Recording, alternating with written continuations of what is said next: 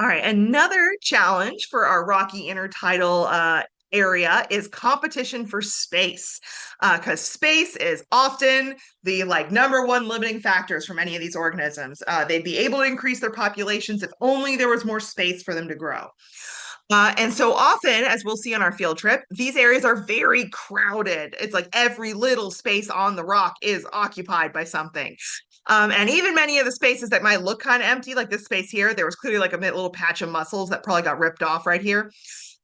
Here, it's hard to see in this picture, but there's already some algae and some baby barnacles like colonizing this area. So they're already trying to fill in this little gap. So all these organisms would be considered sessile. The barnacles, the mussels, all those guys, they need a place to attach, and that's why there's limited space for them to attach. So they will grab a spot as a larva. They will hold on as tight as they can. They'll even grow on top of each other. So like you can see here, many of these mussels have barnacles growing on top of them. Um, and when a new space opens up, like this space right here, it is rapidly colonized. It does not take long for new organisms to show up and start trying to use that space. Or sometimes even the organisms from the sides will kind of start like popping out babies to try and like colonize that space.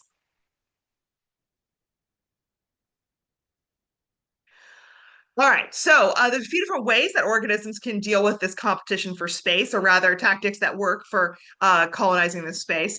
So a big thing that if you can do it, it's a big advantage, is just reaching the open space first. So as soon as a new open space opens up, trying to get there first before anything else. So you can attach, claim your spot, not let anyone else go there. So this is where things like larval dispersal and settlement, like how every species particularly does that, will come into play.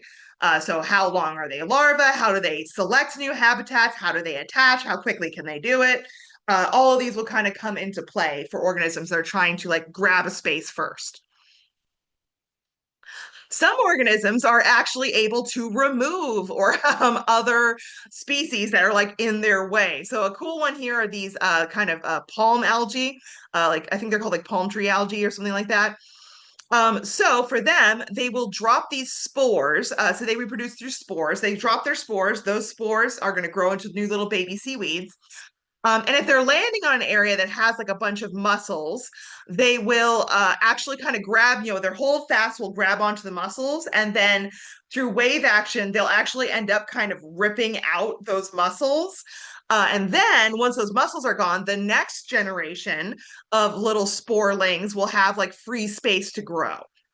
So that's one way that you can make space is just by removing other organisms. You can also overgrow your competitors. So this is particularly true for things like algae. If they can like grow on top of the other one, they can shade them, and then the other algae won't be able to do photosynthesis and will die. And now that space is yours. But some organisms also can like kind of overgrow each other as well. All right. So next question for you guys. The organisms in the rocky tidal are often found in clear vertical zones, meaning like up here you find certain organisms, and then at this height you find certain organisms, and at this height you find certain organisms, and at this height you find certain organisms. They're not all just found like throughout the entire area. So why do you think it is that you get these like vertical zones in the rocky intertidal? What is making it so that these organisms are only growing or living in certain areas?